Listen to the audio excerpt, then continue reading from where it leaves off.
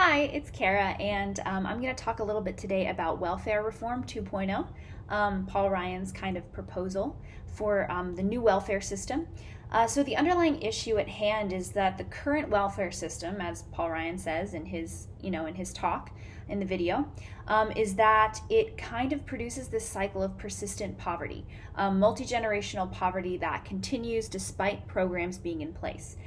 People are receiving money, and that seems better than actually going out and getting a job. And what he says he believes is that the best way to get out of poverty and to end that cycle is actually working and actually figuring out a way to.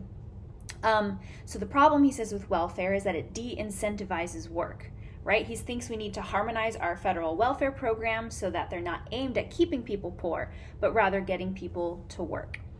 The population that is most affected by this obviously would be those on welfare, those that aren't able to provide for themselves, for one, and they're, those that maybe have a sickness or an injury that prevents them from working, or a disability, which is a little bit different.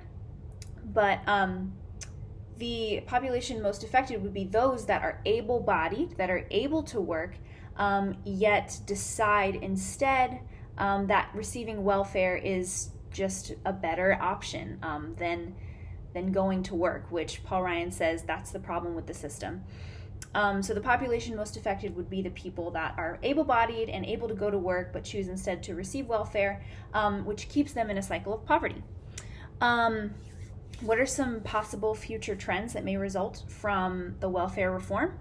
Well, what Paul Ryan says is they want to focus on outcomes. What works? Something called the expansion of earned income, meaning it's better to work than to just receive welfare checks because you would make more money if you work, and therefore can potentially lift yourself out of poverty. Tapering benefits, where it's always better to work. Empowering local groups. He really believes in the local groups that are making changes in society.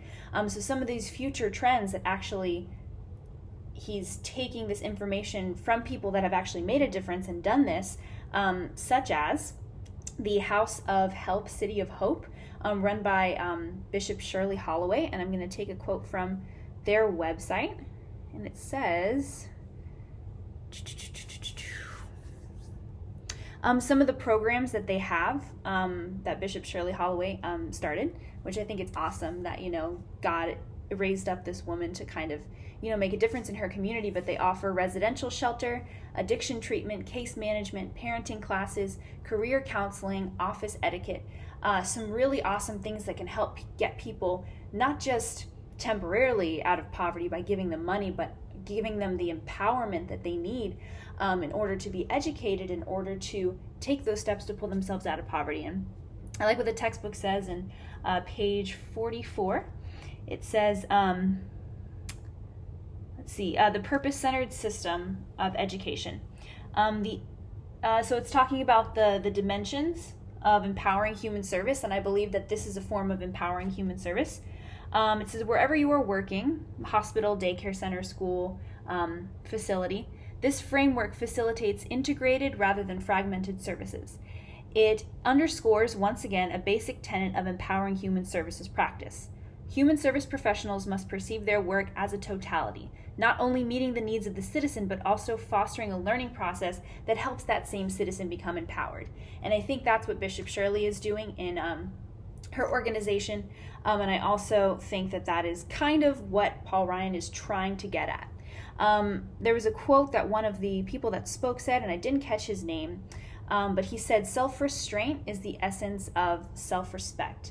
Essentially, people that may be tempted to want to just rely on welfare, having the self-respect to be able to say, no, I want to work, I want to provide for my family.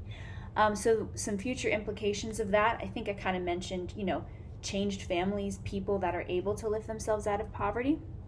And then in addition to that, the solution, I think this is personally a really powerful solution to ending the war on poverty, because there is not as much poverty.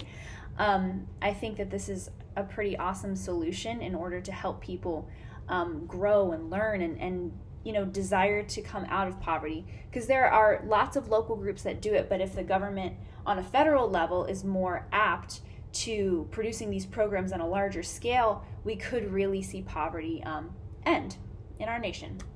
So, thank you.